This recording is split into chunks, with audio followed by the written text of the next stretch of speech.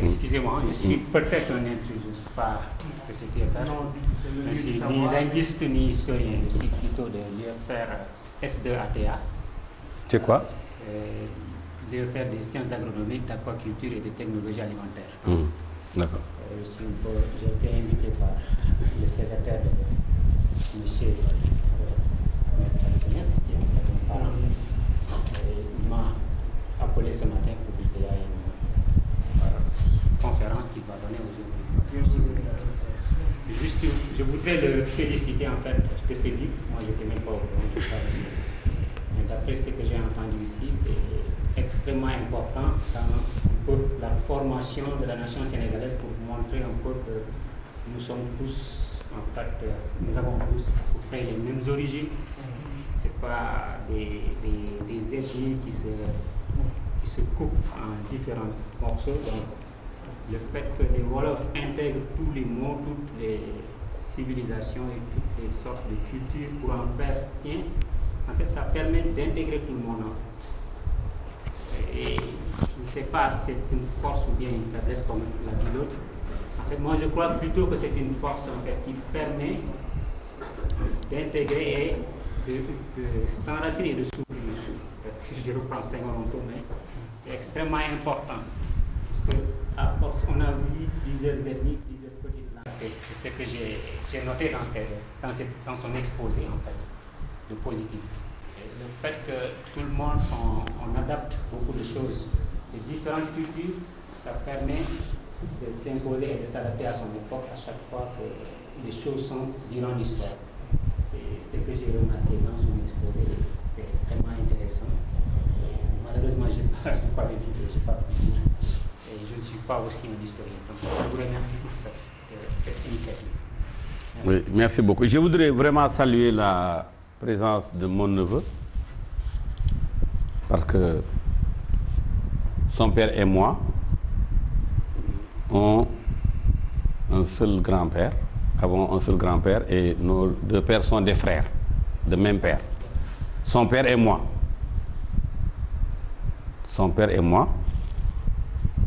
nos deux pères ont le même père.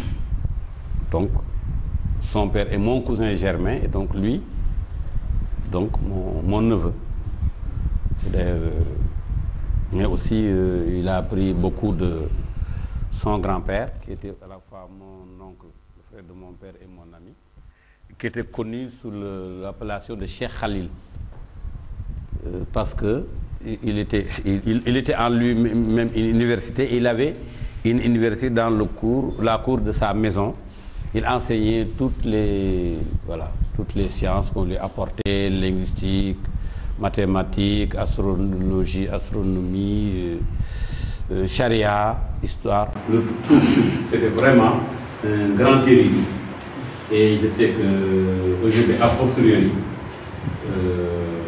c'est une fierté, a posteriori, pour son grand-père, d'avoir produit un enseignant de cette dimension. Parce que nous, la seule chose dont on se parle, c'est l'enseignement. C'est la chose la plus noble. Merci beaucoup. Même l'agriculture elle-même est une chose de laquelle l'homme a toujours vécu, notamment les techniques d'irrigation, que l'on trouve aussi dans le langage. On trouve les techniques d'irrigation, d'agriculture, et ainsi de suite. Il y a le petit Gobé Garpo, il y a beaucoup de choses, d'ailleurs, qui sont du Wolof ancien, comme Go, ak Gar, ak Ji, ak Bayi. L'agriculture est un domaine le plus ancien dont l'homme a hérité. On dit que ça fait partie des cultures acquises au paradis originel. L'homme a gardé en mémoire pour la pratiquer. Alors, le poulet Diarmeo, c'est exactement, ça a été lié au royaume de Namandirou. Voilà. C'est l'état du Diarmeo qui était gouverné par une dynastie originaire de l'Assaba, en Mauritanie. Assaba. De patronyme. L'Assaba. Choban, Djoum, les Daou créent la dynastie des Bleus. Le Diarmeo chuta au XVe siècle avec l'expansion de l'Empire du Golfe dirigé par le groupe de Jolof, Tukulindikla, qui détruisit la noblesse bleue de Ndao et conquit Ndiarmeo, également quelques décennies après le passage du pouvoir, le guerrier Paul Koli Tengala, ça c'est parti. Koli Tengala conquit à son tour le Ndiarmeo. Après la chute de cet État, les Ndao se dispersèrent au Sénégal, principalement au Jolof et au Saloum, dans la région de Doukoumane, conduit par le guerrier légendaire Wali Mbeureum Mbacké Ndao. On ne connaît pas tous ces gens. Wali Mbeureum Mbacké Ndao. Au Saloum, il joue plusieurs rois portant le nom de Ndao. Plus tard, le royaume Toucouleur de Boundou fut érigé à la place de Ndiarmé. Si le nom Mbacké a existé depuis un siècle et qu'on pense que Amadou Bamba est le premier à le porter, c'est déjà exploiter notre ignorance de notre propre histoire. C'est un nom ancien. Sénégalais, un nom royal aussi. Je crois que tout ça, c'était pour démontrer noir sur blanc qu'on nous cache notre propre personnalité. C'est comme les enfants adoptés. Vous avez un couple de blancs qui adoptent les enfants de nègres et qui vont leur servir du pont et qui vont leur dire qu'ils sont leurs seuls parents. On leur cache la réalité, c'est un peu ça. Vous avez d'autres questions? Je pense que... Merci M. Niasse pour votre présence ici et nous vous remercions d'avoir osé entrer dans ce cercle qui est l'université qui, comme on le sait, quand on nous soumet on fait face aux critiques et à des interrogations épistémologiques. Et je vous ai entendu dans votre développement citer mon quartier plusieurs fois, ce qui montre que vous connaissez la ville de Saint-Louis, notamment Gofoubac, et qui, les groupes de Saint-Louis ignorent. Et je voulais, dans cette perspective-là, si vous voulez faire cette déconstruction de l'histoire du Wolof, tout en mettant en exergue une sorte de destruction, comme vous le dites, vous allez certainement changer le nom de mon collègue qui s'appelle Abébouala. Dans cette perspective, qui, on le sait, a beaucoup écrit sur l'histoire, notamment dans la colonisation. Mais aussi, est-ce que vous ne pensez pas qu'une langue, c'est comme l'enfant qui naît, qui se développe et qui meurt. Et quand on le sait, quand il se développe, il est attaché à une certaine ouverture, notamment le Wolof. Et je me suis interrogé pourquoi vous n'avez pas votre livre au lieu dynamique de la langue Wolof, mais lors de votre développement, on a senti que vous parlez du Peul, vous parlez du Saraxolé et tout de suite. Vous n'aurez pas dit dynamique des langues nationales, comme ça pourrait avoir une sorte d'ouverture aussi bien au niveau qui va toucher, qui je couche le chat, notamment. Et je me suis dit que cette transversalité des langues aussi va trouver son importance dans votre développement. Et comme le dit, la question de René, elle est si fondamentale. Nous, étudiants, on aura peut-être dans nos futures recherches à vouloir évoquer votre livre et il nous faut effectivement ces références-là pour que ça soit pas aussi remis en question. Et je vous remercie franchement. Et avant que je l'oublie, et parfois aussi, le fait concernant le patrimoine religieux, si on déconstruit en changeant de nom et prenant des noms arabes, est-ce que de ce point de vue, il n'y a pas de problème, le fait de confondre la culture arabe et la religion musulmane? Voilà, je vous remercie de votre... Merci beaucoup. Merci beaucoup. Bon, je ne vais pas être prétentieux si je parle des langues nationales. Je serais prétentieux. Je donne le Wolof comme exemple. Vous savez, quand on dit français, on évoque les francs. Mais le français, en dominant, il symbolise à la fois le gaulois, le celte qui existait avant lui, qui ont préexisté, aux francs, à l'arrivée des francs, et même des romains. Donc je crois que le Wolof, ici, il n'a pas... c'est pas un Wolof ethnique, mais un Wolof symbolique. Parce que nous sommes tous Wolof. Parce que du moment que le Wolof est Jolfo, et le Jolfo, c'est habitant de Jolof en Peul, déjà, le nom lui a emprunté à une autre langue. Et que le Wolof ne fait que des emprunts. De ces emprunts-là, il a une dynamique pour les englober, pour prendre son identité. Vous avez parlé de l'enfant qui naît, qui vit. Mais moi, je ne parle ni de l'enfant, ni de sa vie. Moi, je parle de ses parents, de ce qu'ils ont fait. Si le Wolof est un mandingue dont la mère est Peul et dont le grand-père est berbère et le côté maternel, il est soninké, je parle de spécificité, comme quand vous trouverez aujourd'hui quelqu'un, un Bachili, qui ne parle pas un seul mot, un traître mot du soninké. Ce qui est là, ce Bachili là, vous allez lui demander de vous parler Wolof, il ne vous le parle pas, mais son nom Bachili indique. Donc, c'est un peu ça. Moi, je dis, les ancêtres du Wolof, c'est qui? Les ancêtres du Wolof, c'est le Manding, c'est le Tchosan, c'est le Sosé. L'ancêtre du Wolof, c'est qui? C'est le Poulbé. Donc, il est l'enfant de tous ces gens-là. Maintenant, chacun peut prendre l'autre langue et développer. C'est que moi, je n'ai pas à chercher à être l'académicien, l'académique.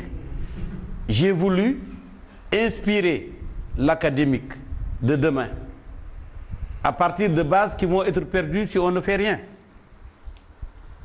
Si je n'avais pas fait ces livres, ces données seraient peut-être effacées et perdues pour tous. Je dois revenir à ce que la deuxième partie là, que vous pouvez me rappeler ça, comme je n'ai pas pris note. La dernière partie que vous avez évoquée. Je veux dire, concernant cette déconstruction des noms et des édifices. Oui, là aussi, je crois que j'ai répondu avant l'heure, tout à l'heure, en disant que, vous savez, le mot arabe même signifie noir chez les Turcs. Quand on dit c'est un arabe, ça dit c'est un noir. Prenons les noms qui ont été donnés aux Arabes par les Romains, qui ont donné le nom Mauros. Mauros qui a donné Mauritanie, le pays des Maures. Et là, figurez-vous que les Mauritaniens historiques, c'est pas la Mauritanie actuelle, mais c'est le Maroc dans sa partie nord, ce qu'on appelle la Mauritanie tingitane, de Tanger. La ville de Tanger a été fondée par les Romains. Ils l'ont appelée Mauritanie tingitane, la Mauritanie de Tanger, la ville de Tanger. Comme d'ailleurs la ville de Salé, la jumelle de Rabat, on l'appelle aujourd'hui Salé, mais ce n'est pas Salé, c'est Chella. Chella, la romaine. Il y a aussi un collision. Il y a une piste qui va à Rome, comme toutes les routes mènent à Rome, autour méditerranéen. Et entre les deux, il y a le fleuve qui s'appelle Regrag. Et que, je l'ai écrit dans le livre, Golbert a repris dans son qui Regrag Bodjan. En reprenant simplement Bouregrag Abouljan. C'est le saint homme là, le saint Abouljan, oui. Des djinns, oui. Là-bas, le qui que vous là, le sidi que vous voyez. C'est Bouregrag Abouljan. Abouljan, il a transféré pour dire Regrag Bodjan. Parce que Bodjan c'est Mandeng. Mais c'est Bouregrag Abouljan. Vous allez au Maroc, même à Casa, près de la mosquée Assane, il y a une ruelle qui s'appelle rue Regrag. Qui est raqiq quoi, raqiq, raqraq là, ñu ne Regrag. Alors on est qui Regrag ab Regrag la. Mais donc je ramène pas tout à l'arabe. Je ramène pas tout à l'arabe. Moi l'Arabie que j'évoque, c'est le Soudan oriental. Nous avons le Soudan occidental, qui est l'ancien Mali, mais dont nous faisions partie. Il y a le Soudan de l'Est, qui est le Soudan actuel, le Soudan anglo-égyptien. Mais le Soudan oriental, c'est l'Arabie. C'est un pays des Noirs. Il a toujours été le pays des Noirs, avant l'islam. Parce que c'est une erreur que de nous dire que les Arabes sont des Blancs. Les Arabes n'ont jamais été des Blancs. Bon, ne vous fiez pas avec le mot Beydan, qui signifie les Blancs. Parce que les Peuls aussi se disent être des Blancs. On dit pour le Tigui Kobodejo. Le Peul, le vrai pire, il est clair, ça, il est blanc. Sarakhole, ça signifie Serekholle, ça signifie homme blanc. Donc attention, ne vous fiez pas au mot Bédan parce qu'il est l'équivalent de Sarakol. Il est l'équivalent de Bodéyo. Mais est-ce que vous savez que la première révolte des Noirs, elle a été au temps des Abbassides? Oui. Tarot Zanj a eu lieu dans le sud, et ce qu'on appelle le Shir Zanj, c'est que le lion des Noirs est un roi. Aujourd'hui, il est sur la liste des rois de Perse. En Iran, il est sur la liste. Shir Zanj. Shir Zanj, c'était le roi des Noirs qui se sont révoltés dans le sud de l'Irak, qui ont créé un État. Il y a de cela, c'était au 7e siècle. Au 8e siècle. Oui. Les Zanj, c'est 8e. Abbasside, à partir de 700. Oui, Abbasside, c'est 8e. 750. Voilà, 7e, 8e. Depuis 7e, fin 8e. Alors, ce royaume-là, ils ont même inversé le shérifat. Le shérifat n'était pas blanc, mais ils sont noirs. Ils ont leur Ali, leur Omar, ils ont tout. Et ils ont créé un royaume. Et ils avaient des relations diplomatiques avec la Russie, avec l'Iran. Et ils étaient le sud du Koweït, et le sud de le Koweït, le sud de l'Iran et l'est de l'Arabie Saoudite faisaient partie de ce royaume des Noirs que vous ne connaissez pas. Et c'était des esclaves révoltés au 8e. Aujourd'hui, personne ne parle d'esclaves révoltés au 8e. On ne va pas vous le dire pour que les Noirs continuent de se dessoliser. Et même ici, c'est la continuation de la dessolilisation. La pire dessolilisation, c'est la dessolilisation intellectuelle. Elle est là. Quand on nous enseigne la philosophie, et c'est un peu un clin d'œil à M. Blandet, mais les Wolofs ont aussi leur philosophie basée sur les évidences qu'on exprime. Mais ça, c'est de la philosophie. Nul ne peut répondre s'il n'est là. Nul ne peut répondre s'il n'est là. C'est l'expression d'une évidence. C'est un fondement. Je ne dis pas que ça, c'est la philosophie. Mais c'est titiller la logique. Il y a une planification de l'absence. Exactement. Exactement.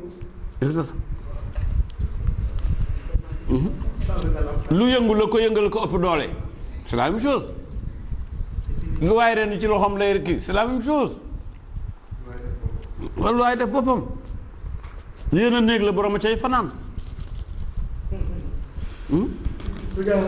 Ku demul gànnaar xam ne guddi la ñuy reer am naa gëléem ma nga gànnaar waaw allez-y. On va vous fatiguer là. Non, mais ça, non, sinon je ne serais pas là. J'aurais pris la tangente depuis. L'explication d'un problème pour que bon, c'est clair. C'est toujours ça. C'est toujours l'évidence. En touchant à sa tête, on se rend compte de... Moi, je pose la dernière question. Où est-ce que vous avez appris le français? Je l'ai appris de toute façon. Vous voulez parler de la manière? Non, je me dis, est-ce que, bon, je pose la question avec notre... Non, je n'ai pas été dans une école formelle. Mais j'étais dans une école quand même. Même si c'est l'école buissonnière ou... J'ai commencé par les magasins, les cars rapides, les titres des journaux, et depuis je continue de me débrouiller. En tout cas, vous le faites très bien. Dans une langue qui n'est pas la mienne. Ma langue maternelle c'est l'arabe, ma langue pseudo-maternelle c'est le wolof. Est-ce qu'on peut parler de langue? Oui. C'est possible. Hein? C'est possible de parler de langue toujours. Oui. En tout cas, merci beaucoup. Vous voulez... Non. Non, merci. Non, tant qu'il y a des questions, on est là. Parce que les questions aident le questionner plus que le questionneur. On va vous avoir encore demain. Vous savez, demain, il ne faut pas oublier. Non? Oui, mais demain, ce n'est pas la langue. Vous n'aurez pas comme ça. Mais on pourra continuer la discussion autour de petit verre en l'honneur vraiment de notre hôte, modestement. Mais vraiment, nous sommes très, très... Vous voulez dédicacer les livres? Dédicacer les livres aux étudiants. Oui. Et après, le centre vous prend ça en charge. D'accord. Les étudiants, chaque étudiant aura un livre dédicacé par son auteur. Et nous sommes vraiment heureux que vous soyez là. Et on vous revoit demain avec grand plaisir à 15h. le Fouta en état assassiné.